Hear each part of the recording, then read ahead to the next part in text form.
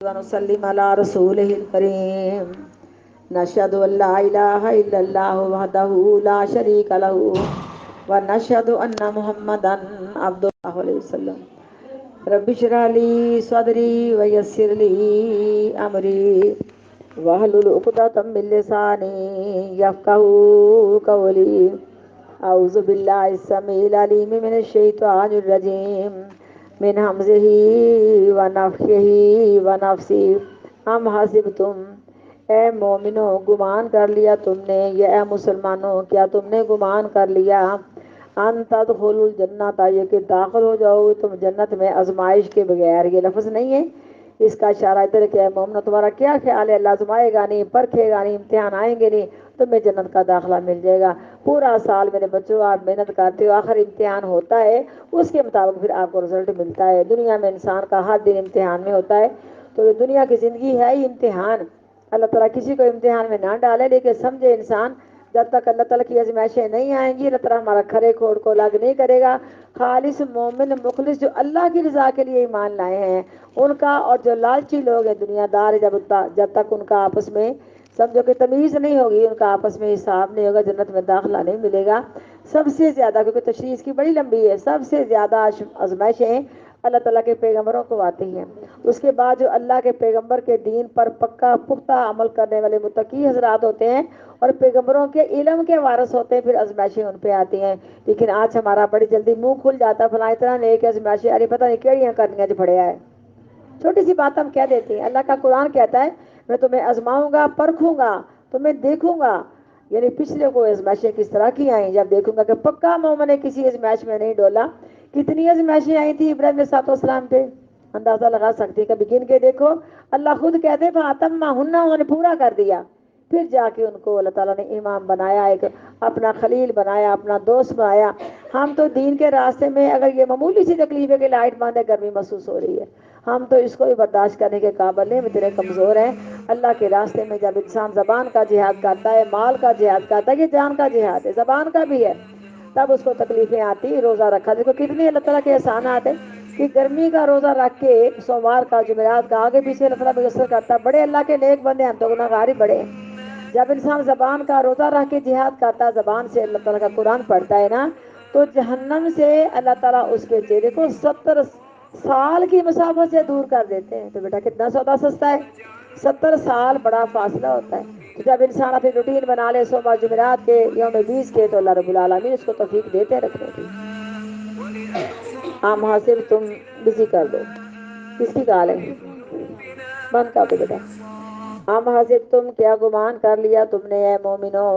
ان تدخلوا الجنت، یہ کہ داخل ہو جاؤ گے تم جنت میں آزمائش کے بغیر. فلما یاتکم مثل الذین خلو من قبلکم، اور ابھی نہیں آئی تمہارے پاس مثال ان لوگوں کی، خلو من قبلکم، جو گزر گئے تم سے پہلے. مستہم الباساء، پہنچی ان کو تنگیاں، والضراء، اور تکلیفیں، وزلزلوا، اور جھنجھوڑ دیے گئے یا ہلا دیے گئے. حتی یقول الرسول، یہاں تک کہ کہتے تھے اللہ کے رسول، والذین آمنوا، اور وہ لوگ جو ایمان لائے، معہ، رسولوں کے ساتھ، متی نصر اللہ، کب آئے گی اللہ تبارک و تعالیٰ کی مدد. الا ان نصر اللہ قریب، خبردار اللہ کی مدد بڑی قریب ہے. جنگ احزاب کے نقشے کو اللہ رب العالمین نے سورۃ احزاب میں بیان فرمایا. اللہ نے کہا ہلا دیے گئے، ان کے دل حلقوں کو پہنچے، تب جا کے ان کو جنت کا ٹکٹ ملا. تو یہ جب ہم تھوڑی سی تکلیفوں پہ گھبرا جاتے ہیں، تو اس پہ اللہ تعالیٰ کی طرف سے وارننگ آ گئی ہے کہ پہلے لوگوں پہ اتنی آزمائشیں آئیں، یہاں تک کہ پیغمبر بھی کہہ اٹھا تھا کہ متی نصر اللہ، پنکھی دے دو بیٹا. یعنی ان کے منہ پہ زبان میں یہ بات تھی کہ کب اللہ کی مدد آئے گی. کہیں ایسا نہ ہو کہ ہمیں دوسرے لوگ جھٹلا دیں کہ ان کا پیغمبر نعوذ باللہ کو غلط بات کہتا ہے یا ان کے اندر غلطیاں ہیں. اب میں حدیث سناؤں آپ کو، جو کہ اس آیت کی تفسیر میں امام بخاری رحمہ اللہ علیہ نے اپنی کتاب و تفسیر میں ارشاد فرمائی ہے، نقل فرمائی ہے. کہتے ہیں کہ نبی علیہ الصلوۃ والسلام نہ مکہ کی دیوار کے ساتھ اپنی چادر سے ٹیک لگا کے بیٹھے ہوئے تھے. خباب بن ارت رضی اللہ تعالیٰ عنہ میرے پاک پیغمبر کے اصحابی ہیں، لیکن مکہ والے نے بہت تکلیفیں دی ان کو اسلام لانے پر، بہت تکلیفیں دی. آئے اور کہا اللہ کے رسول جی آپ ہمارے حق میں دعا کیوں نہیں کرتے، ہمیں تو کافروں کی طرف سے ایسی ایسی اذیت ملتی اور کافر کرتے بھی ایسے تھے. اتنی سخت اذیت پہنچاتے، اتنی سخت سزائیں دیتے. ان کا پروگرام یہ ہوتا تھا اگر یہ پکا پختہ مسلمان اسلام لانے سے نہیں پھرے گا، کم از کم دوسرے لوگ جو اسلام لانے کا ارادہ کرتے ہیں وہ تو پھر جائیں گے. کہ اسلام لانے کے بعد کہ سزائیں ملتی ہیں ہم اسلام نہ لائیں. کبھی پوچھو بلال سے، کبھی مائی سمیہ رضی اللہ تعالیٰ عنہ سے، کبھی پوچھو زنیرہ سے. مائی سمیہ کو 2 ٹکڑے کر دیا گیا، زنیرہ کی آنکھیں ہی نکال دی گئیں. بلال زندہ رہے اپنی عمر کے مطابق، لیکن کیا حشر کیا مکہ والوں نے، کیا حال کیا امیہ بن خلف نے ان کا، جن کے یہ غلام تھے. ان کے کمروں کی چربی سے کوئلے بجھ جایا کرتے تھے. دہکتے ہوئے کوئلوں پہ لٹا کے اوپر بھاری پتھر رکھ دیتے.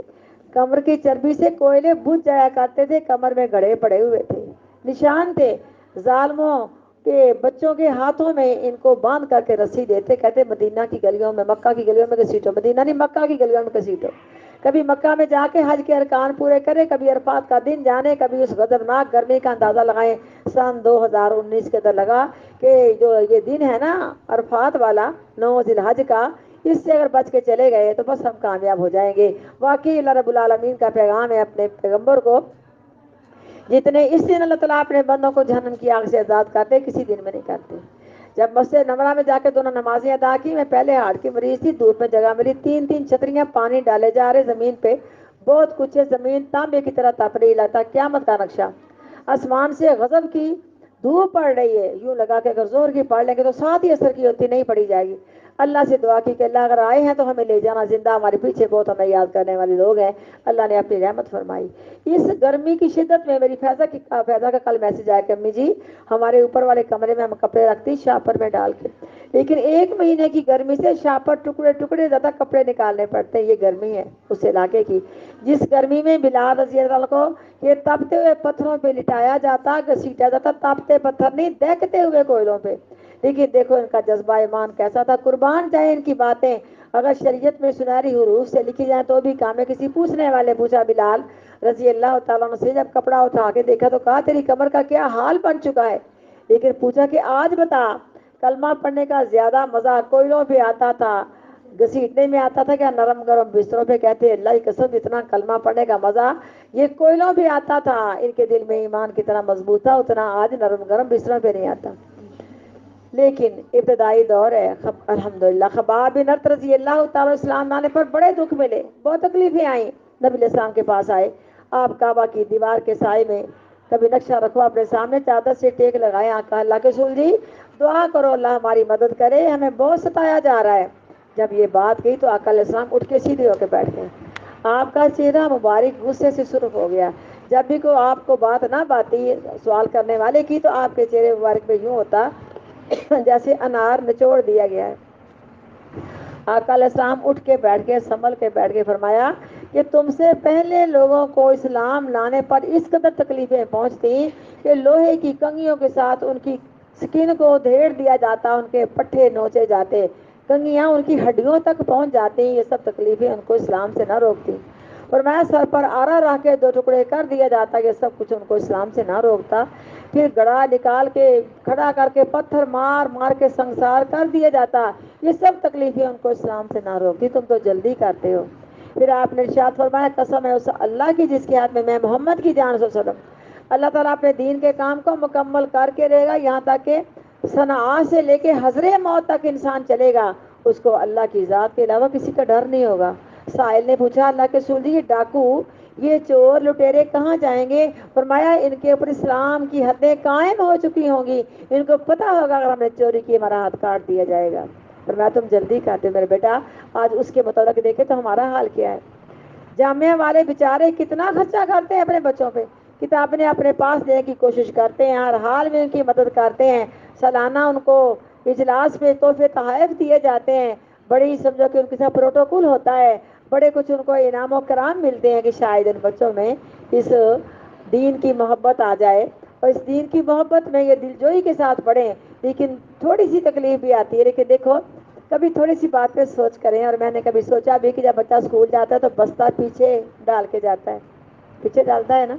یہ علم دنیا کا جس کو ہمیں پیچھے چھوڑ جانا ہے. جب قرآن پڑھنے جاتا ہے تو قرآن سپارہ سینے کے ساتھ لگایا ہوا ہوتا ہے. اللہ جانتا ہے اس قرآن کو سینے کے ساتھ لگانے سے ٹھنڈ پڑ جاتی ہے. میرے سپارے ایک ایک سپارہ میں نے رکھا ہوا ہے، اس قرآن پر پورا اٹھا کے پڑھنے کی طاقت نہیں باقی رہی، سپارہ سپارہ اللہ کے دے کے پکڑتی ہوں سینے کے ساتھ، وضو کر کے پکڑتی کہ اللہ مجھے اس قرآن سے پیار ہے، اللہ لوگ سوئے ہوئے ہیں، اگر تو نے اپنی رحمت کر کے مجھے اٹھایا، اللہ تیری رحمت، میں تو ایسی میری دماغی کمزوری ہے، سونے پر 11 ساڑھے 11 بج جاتے ہیں، لیکن 2 بجے اٹھنا آپ جانتی کے بعد اب بچہ کہتا امی جی آپ کا الارم بول رہا اٹھ جاؤ، میں کہتی بیٹا تیرا بھلا ہو، نہیں میری کیفیت بڑی دیر سے خراب ہو گئی، دماغی مسئلہ ہارٹ کا مسئلہ ہے، میں بھی بچپن سے تہجد کی نماز پڑھنے والی ہوں، لیکن ہماری دن کی مصروفیات، ہماری دماغی تھکاوٹ، اللہ تعالیٰ کے احسان ہے، مجھے دیکھنے والا مانا نہیں تھا کہ بچ جائے گی، مثلاً میں اعلان سنتے کہ فوتی کا اعلان ہونے والا ہے، اور کئی عورتیں گارا تھی کہتی اعلان سنا لگا باجی فوت ہو گئے، تو میں ابھی چارپائی پہ ہوتی، اس حالات سے میرے اللہ نے بچایا، لیکن بات یہ کرتی ہوں کہ دماغ کے اٹیک کے بعد مجھے یہ مسئلہ ہے کہ اگر میں کیونکہ یہ تب تک میں 2-3 گھنٹے نہ سو لوں میں نہیں اٹھ سکتی، لیکن اتنا ہی ٹائم ملتا ہے کہ بعض اوقات تھکاوٹ دماغ کو اتنی ہوتی ہے کہ ہوش نہیں آتی، یعنی جاگ آ جاتی جب ٹانپی سے بولتا ہے کہ کہتی ہے ابھی اٹھتی ہوں، ذکر کرنے لگتی ہوں تو سمجھو کہ آل عمران کا رکوع وغیرہ، تو پھر ہلکی سی نیند آ جاتی ہے جس میں 5-10 منٹ کا فرق پڑ جاتا ہے، اس لیے میں نے ٹائم پیس بھی آگے رکھا ہوا ہے، لیکن یہ ہمارا معاملہ ہے کہ آج ہمارے حالات اس قدر کمزور، لیکن جب اس وقت اللہ تعالیٰ قرآن پڑھنے کی توفیق دیتا ہے، جب تندرست تھی الحمدللہ میں دل کھول کے رات جاگ لیتی تھی، لیکن جب سے بیمار ہوں آپ کو پتا ہے کہ میں مریض ہوں، ڈاکٹر کہتے ہیں بولنا بھی نہیں، اور پتہ نہیں کس کفر سے مجھے بولنا پڑتا اور شام تک نہیں، ہاں اللہ کی مدد کے ساتھ آپ سب بہنوں کی دعاؤں کے ساتھ، لیکن یہ کہ مجھے رات گئے تک نہیں فرصت کہ میں کہتی میں جا رہی ہوں راستے کے اندر کال آ رہی کہ پوچھنے والا آ رہا ہے کہ مجھے لاتا ہے میں وہیں بیٹھ جاتی کہ اللہ میں کیا کروں، کہاں پہنچوں، کسی کو کیا پتا میری کیا مصروفیت ہے، اس حال میں جب تھک ٹوٹ کے چور ہو کے میں سوتی ہوں نا تو کم از کم مجھے 2-2.5 گھنٹے چاہیے، وہ بھی نہیں مجھے ملتے، بعد واش روم جانا پڑتا ہے درمیان میں، پھر بھی میرے اللہ کا احسان ہے، ماشاء اللہ یہ سبق نہ مجھے ملا نہ آپ دے سکتی ہیں مجھے، یہ میری طبیعت کے خلاف ہے، نہیں بہرحال آپ اللہ سے میرے حق میں دعا کر لیا کریں کہ یارہ جتنی زندگی کسی کا محتاج نہ کرنا، اعوذ باللہ من الشیطان الرجیم، کیا گمان کر لیا تم نے اے مومنو یہ کہ داخل ہو جاؤ گے تم جنت میں آزمائش کے بغیر، کبھی صحابہ کرام کی زندگیاں دیکھیں، نبی علیہ السلام کی زندگیاں دیکھیں، رسولوں کے حالات دیکھیں تو لگتا ہے یا اللہ ہم تو پھولوں کی سیج میں، ہمیں تو کوئی مشکل نہیں ہے، ہمیں تو اللہ تعالیٰ کی طرف سے بڑی آسانیاں، ان لوگوں نے کیسے دین حاصل کیا، کیسے علم سیکھا، کیسے علم سکھایا، بھوکے رہ رہ کے بیہوشی آئیں، ہمیں تو صبح سے شام تک روزہ نبھانا پڑتا، ہماری جان کو بن جاتی ہے، کس حالات کے اندر انہوں نے دین سیکھا، دین سکھایا، آگے بڑھے، ہم تو الحمدللہ اللہ تعالیٰ کی ہر نعمت استعمال کر رہے ہیں، اللہ تعالیٰ ہمیں شکریہ ادا کرنے کی توفیق عطا فرمائے۔ آزمائش اور مصیبت میں کیا تھا؟ آزمائش بھی اللہ کی طرف سے ہوتی ہے، ما اصاب من مصیبت الا باذن اللہ، وہ بھی اللہ کی طرف سے ہوتی ہے، انسانوں کے اپنے اپنے گناہوں کے سبب، وَلَنَبْلُوَنَّكُمْ بِشَيْءٍ مِّنَ الْخَوْفِ وَالْجُوعِ وَنَقْصٍ مِّنَ الْأَمْوَالِ وَالْأَنفُسِ وَالثَّمَرَاتِ وَبَشِّرِ الصَّابِرِينَ الذین اذا اصابتهم مصیبت قالوا انا للہ وانا الیہ راجعون، ہر طرح کی آ سکتی، جانی، مالی، خوف،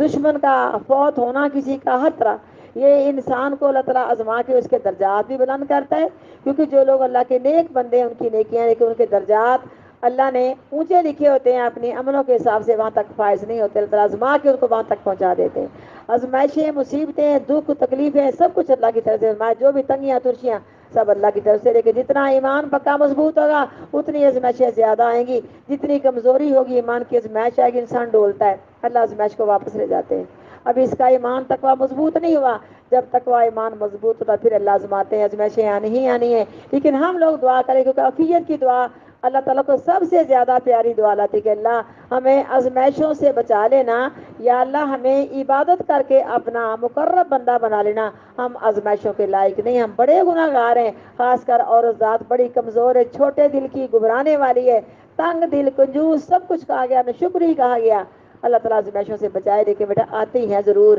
لیکن دیکھو اللہ تعالیٰ کی آزمائشوں پہ انسان شکر گزار ہے، کتنا بخار چڑھا، کتنی تکلیف، کتنی مصیبتیں، کتنے دکھ،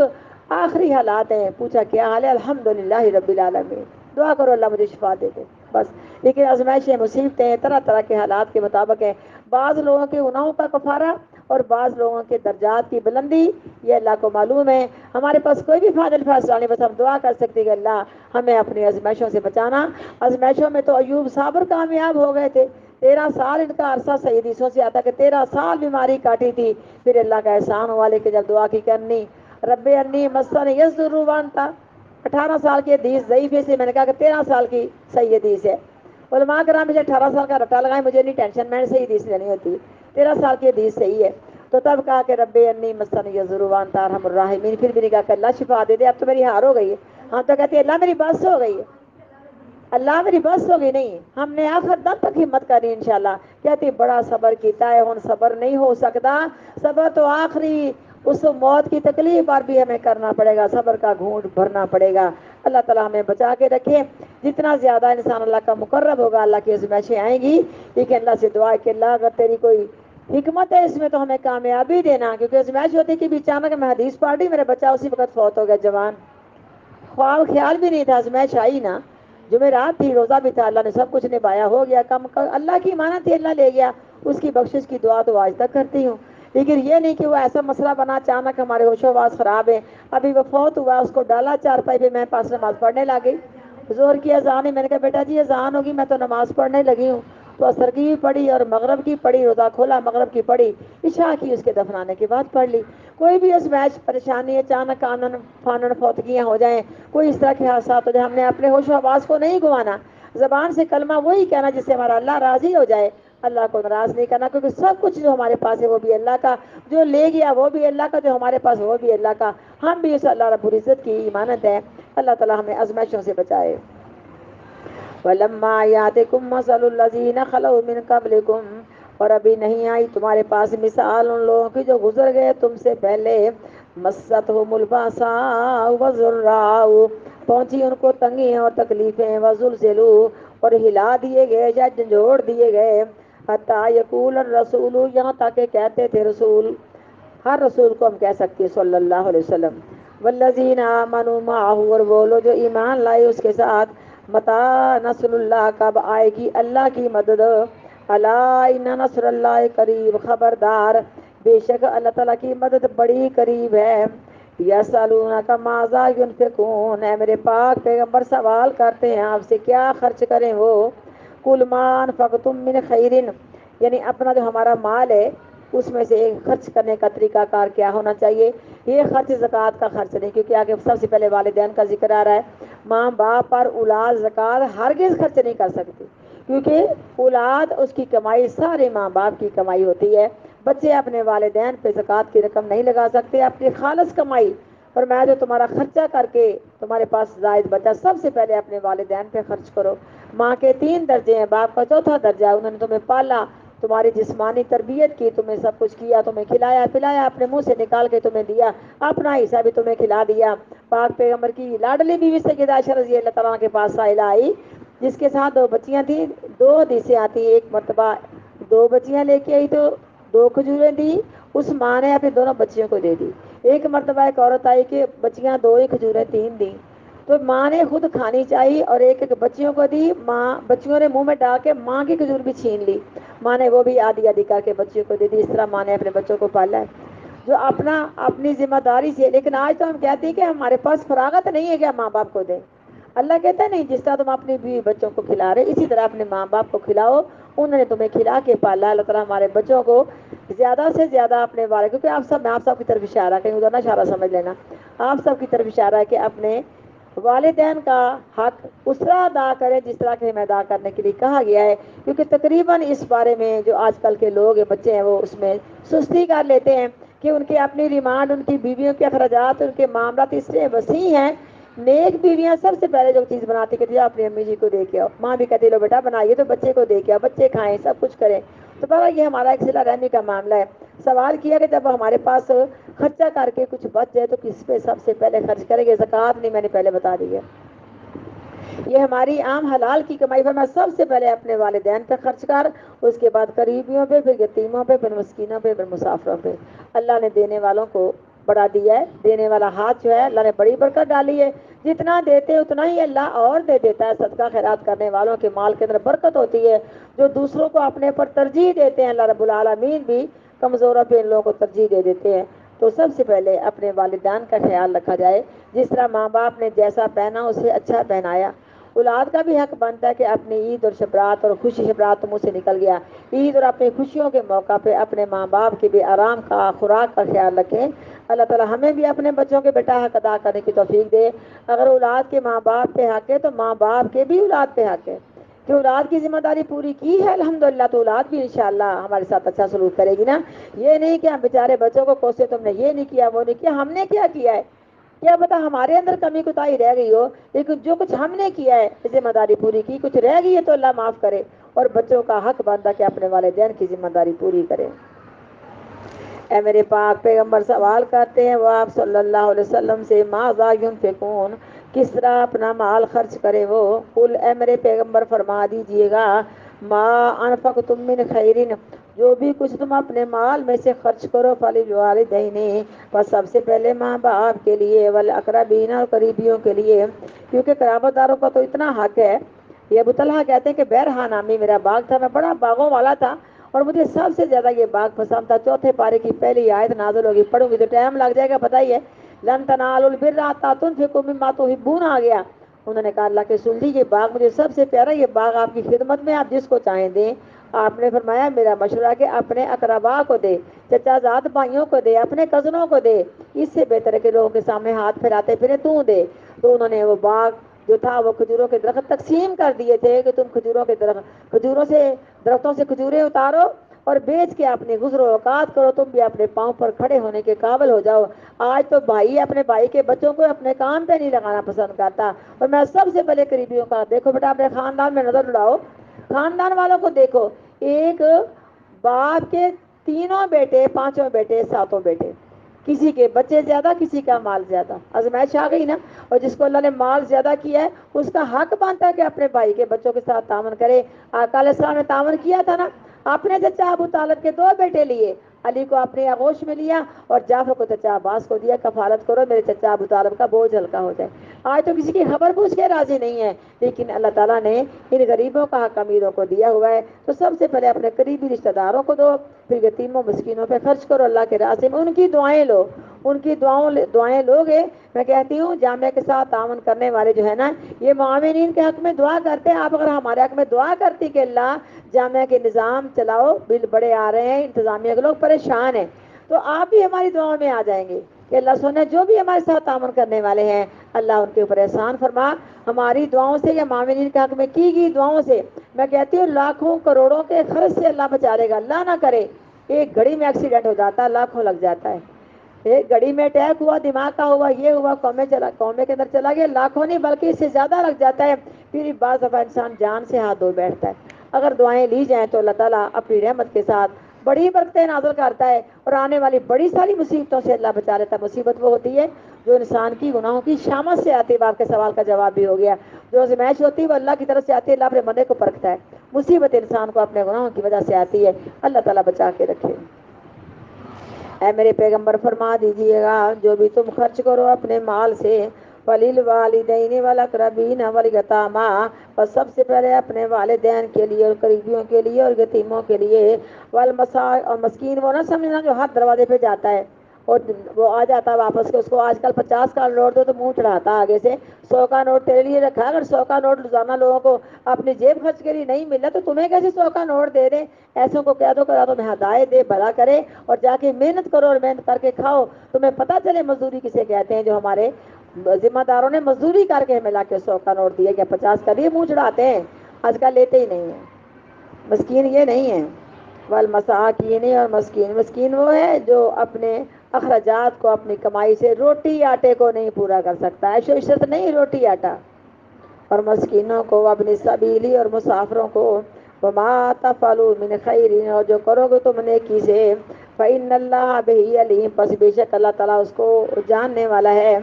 کتب علیکم القتال، فرض کر دیا گیا تم پر جہاد کرنا، وہو کرہ لکم، اور وہ برا لگتا ہے تم کو، وآسان تکرہوا شیئا، مکی دور کے لوگ آپ صلی اللہ علیہ وسلم سے اکثر و بیشتر سوال کرتے سنے نبی جی، بڑا دل سڑتا ہے، بڑا خون کھولتا ہے کہ کتنی زبردست ہمارے ساتھ زیادتیاں کرتے، کیا دل میں آیا تھا جب مائی سمیہ رضی اللہ تعالیٰ عنہ کو 2 ٹکڑے کر دیا گیا تھا کہ ہمیں بدلہ لینے کا حکم دے دیا جائے؟ اللہ رب العالمین کی حکمت ہی صبر کا میسج آتا تھا کہ صبر کرو، نماز ادا کرو، زکوٰۃ ادا کرو۔ تربیت میں کامیاب ہو گئے یہ لوگ، لیکن مدینہ میں آ کے کچھ لوگوں کی تربیت اتنی زبردست نہیں ہوئی تھی، کیونکہ مکہ کے لوگ جو جہاد کا سوال کرتے تھے ان کا ایمان مضبوط تھا، اور مدنی لوگوں کا اتنا ایمان مضبوط نہیں تھا۔ اللہ کا حکم جہاد کا آ گیا، انہوں نے برا جانا، انہوں نے کہا کیا یہ اچھا ہوتا 4 دن اور جہاد لیٹ ہو جاتا اور ہمیں جہاد نہ کرنا پڑتا۔ اللہ کہتے ہیں قریب ہے کہ تمہیں فوری طور پہ کوئی کام برا لگے، دیکھو نا جب کسی کا آپریٹ ہوتا ہے اس کو برا تو لگتا ہے، تکلیف تو آتی، پریشانی تو ہوتی ہے، بعد میں اللہ میں اس کو شفا دے دیتے ہیں، اور جو اس کا دکھ ہوتا ہے وہ کاٹا جاتا ہے، اس کو آرام دے دیتے ہیں، کیونکہ ہم سب جانتی ہیں کہ زبان کا بھی جہاد ہے، جان کا بھی جہاد ہے، مال کا بھی جہاد ہے۔ اور جہاد ایک ایسا عمل ہے کہ شہید کی جو موت ہے وہ قوم کی حیات ہے۔ سب سے پہلے اسلام کی دعوت اگر نہ مانے اسلام، کیونکہ جہاد ان سے کرنا جو اسلام کے راستے میں رکاوٹیں ڈالیں، جو اسلام والوں کو دین کے کام کے اندر مشکل پیدا کریں، ان کی نماز روزہ ان کا حج و عمرہ سب کچھ روکا جائے، ان سے جہاد کرنے کا حکم آیا۔ لیکن جہاد کرنے والے بھی بہت سارے لوگ ہیں، یہ بھی سمجھ آئیں۔ آقا علیہ الصلوۃ والسلام سے سوال کرنے والے سوال کیا کہ اللہ کے رسول جی بہت لوگ جہاد کرنے والے، کوئی جہاد اس لیے کرتا ہے کہ میرا نام روشن ہو جائے، کوئی اس لیے کرتا ہے کہ مجھے تمغے مل جائیں، کوئی اس لیے کرتا ہے کہ میری عصبیت پہ آنچ نہ آئے، کوئی کسی بات پر کرتا ہے، کوئی کسی بات پر کرتا ہے۔ آپ بتائیں ان سب میں کون سا جہاد ہے جو اللہ نے کرنے کا حکم دیا، جس میں اللہ کے ہاں میں درجہ ملے گا؟ فرمایا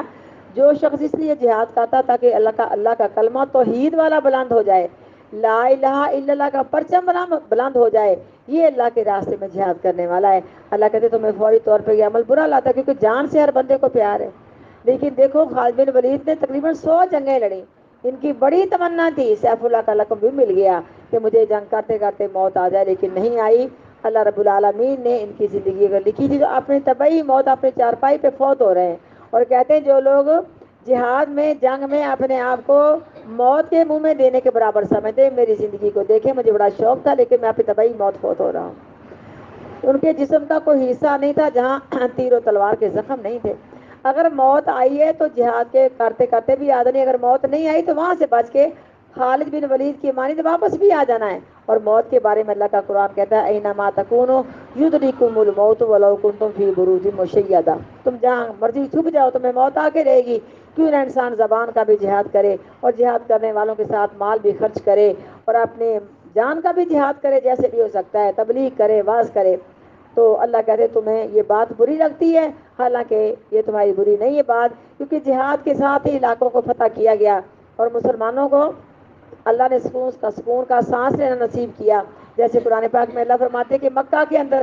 جو لوگ مسلمان مکہ کے کافروں کی جیلوں میں ہیں، وہ دعا کر رہے کہ اللہ کب وہ وقت آئے گا ہمیں کوئی مجاہد بھیج جو ہمیں آزاد کروا کے لے جائے۔ تو کیا کشمیر کے لوگ آوازیں نہیں دے رہے؟ لیکن پتہ نہیں یہ کیا ڈرامہ بنا رکھا، اللہ جانتا، میں تو کچھ نہیں کہتی، یہ کوئی جہاد ہے؟ کہ کتنے ہی لوگ شہید ہو رہے ہیں اور کچھ بھی بن نہیں پا رہا، نہ آر نہ پار، بلکہ ان لوگوں نے جنگ چھیڑ کے ہم نے ان کی زندگی مجروح کی ہوئی ہے۔ اللہ تعالیٰ ہمیں ہدایت نصیب کرے اور اسلام کا بول بالا کرے۔ کتب علیکم القتال، فرض کر دیا گیا تم پر جہاد کرنا،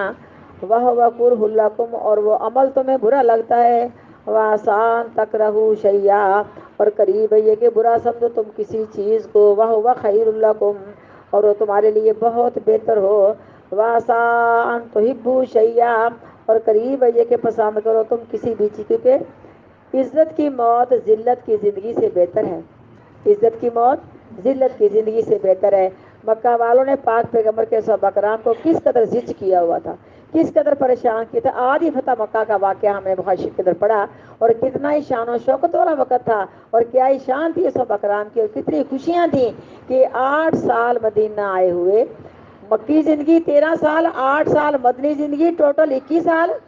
لیکن دیکھو کہ جب مدینہ میں آ گئے کتنی جنگیں ہوئی ہیں، ہے کوئی آپ کو سکون؟ جنگ تو آپ کے آخری لمحات تک بھی جاری رہا ہے۔ آقا علیہ الصلوۃ والسلام بہت ہی کشمکش میں آپ نے اسامہ کا لشکر بھیج دیا تھا مسلمان قذاب کے قتل کرنے کے لیے، یمامہ کی جنگ چھڑنے والی تھی، لیکن جب تھوڑا سا چلے تو پتہ چل گیا آقا علیہ السلام فوت ہو گئے، وہ واپس آ گیا لشکر، لیکن ابوبکر صدیق رضی اللہ تعالیٰ نے بھیجا تھا، اور مسلمان قذاب قتل کر دیا گیا تھا، اسود انسی نے یا انہوں نے قتل کیا تھا۔ بہرحال یہ بات ہے کہ آپ کے آخری لمحات تک جنگ جاری رہی تھی، لیکن وہ وقت کتنا نازک تھا جب آقا علیہ السلام مکہ سے چوری چھپے نکلے، غار ثور میں چھپے رہے، کیسے مدینہ آئے، آپ کو سراقہ بن مالک نے پا بھی لیا، میرے اللہ نے خیریت سے پہنچا دیا۔ لیکن جب مکہ مدینہ سے چلے ہیں 10-12 ہزار کا لشکر لے کے، میں کہتی ساری حدیث سناؤں تو مزہ ہی آ جائے بات کا، لیکن ٹائم کو نہیں ہوتا، لیکن بڑی شان و شوکت کے ساتھ مر زہران پہ پڑاؤ کیا۔ 12 ہزار کا لشکر میلوں میں پھیلا ہوا، آگ جلائی گئی۔ ابو سفیان کو پتا چل گیا کوئی آ رہے ہیں آنے والے،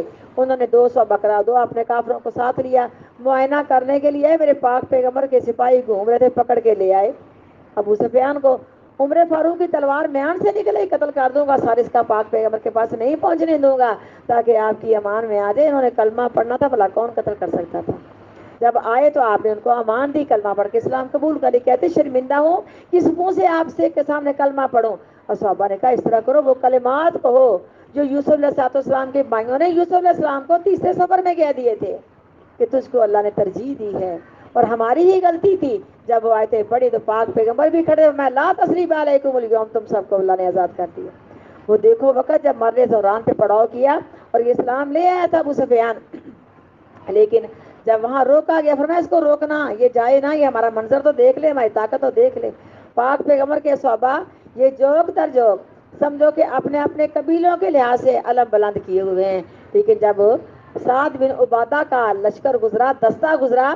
تو ابو سفیان کے پاس جاتے ہوئے سعد بن عبادہ نے کہا کہ آج تو تمہارا مکہ والوں کا کہ بندہ نہیں بچنا، آئے ہم تیار ہو جاؤ، تمہیں ٹکڑے ٹکڑے کر کے جائیں گے، اور دیکھنا آج تو حرم کے اندر بھی قتل و غارت کا خون عام ہو جائے گا۔ چپ کر کے کہتے ہیں عباس سے جن کی پناہ میں تھے ابو سفیان، اسلام تو لائے پناہ میں،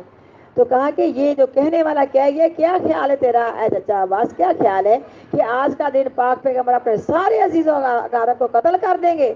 چپ کر کے کھڑے کہ پاک پیغمبر کا چھوٹا سا دستہ بڑی عاجزی کے ساتھ گزر رہا ہے۔ تو ابو سفیان نے پوچھا پتا چلا کیا کہا ہے؟ سعد بن عبادہ نے جو خزرج قبیلے کا سردار، کہا نہیں، کہا اس طرح کہا ہے، کہا اس نے غلطی کی ہے، اس سے غلطی ہو گئی ہے، آج کا دن تو وہ دن ہے اللہ رب العالمین اپنے کعبۃ اللہ کی تعظیم کرے گا،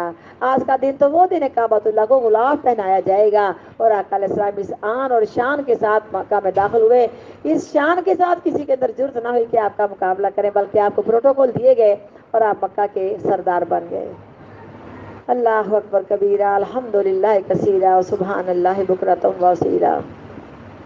اب آسان تک رہو شیعہ، اور قریب ہے یہ کہ برا سمجھو تم کسی چیز کو، وہ خیر لکم، اور وہ تمہارے لیے آنے والے وقت میں بہت بہتر ہو۔ وہ آسان تو ہبو شیعہ، اور قریب ہے یہ کہ پسند کرو تم کسی چیز کو، وہ شر لکم، اور تمہارے آنے والے وقت کے لیے بڑی بری ہو۔ واللہ یعلم وانتم لا تعلمون، اور اللہ تعالیٰ جانتا ہے تم نہیں جانتے۔ سبحان ربک رب العزت عما یصفون وسلام علی المرسلین والحمد للہ رب العالمین۔ سبحانک اللہم و بحمدک، نشہد ان لا الہ الا انت، نستغفرک و نتوب الیک۔